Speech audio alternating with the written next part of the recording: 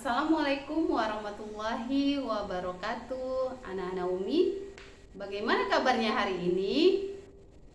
Alhamdulillah, semoga kita semua dalam keadaan sehat dan selalu dilindungi Allah Subhanahu wa Ta'ala dimanapun kita berada.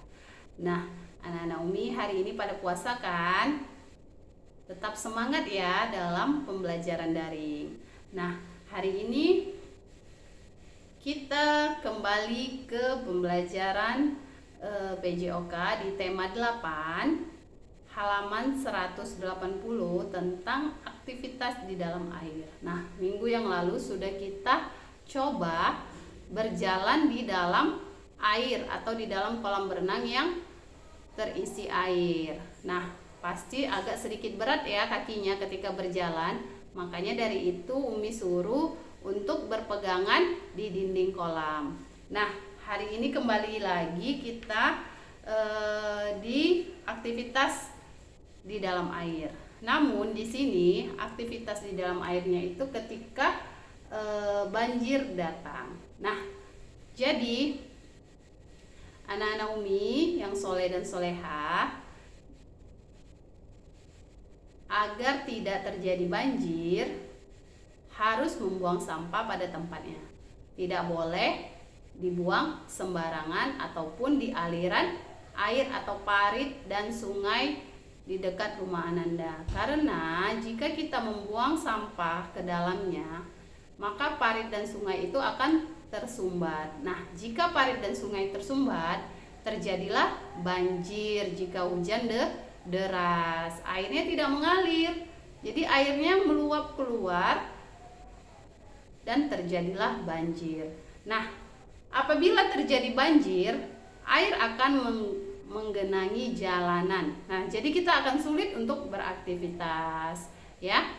Karena kalau misalnya anak-anak Umi sedang di luar ketika banjir datang, pasti anak-anak Umi akan sulit untuk kembali pulang ke rumah karena jalanan yang untuk dilalui itu tergenang banjir. Jadi misalnya ada lubang juga akan tertutup oleh banjir. Jadi kita tidak nampak.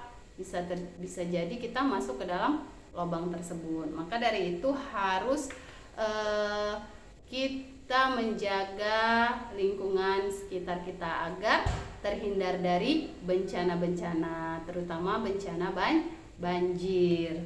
Nah, jadi katanya kalau kita berjalan di dalam air itu, kaki kita akan sulit melangkah karena terhalang oleh air. Jadi terasa lebih berat. Jadi berbeda dengan kita berjalan seperti biasa, tidak terhalang oleh air. Jadi akan lebih terasa berat jika kita berjalan di dalam air. Nah, semalam sudah kita lakukan berjalan di dalam kolam berenang dengan cara berpegangan oleh teman dan dinding kolam berenang.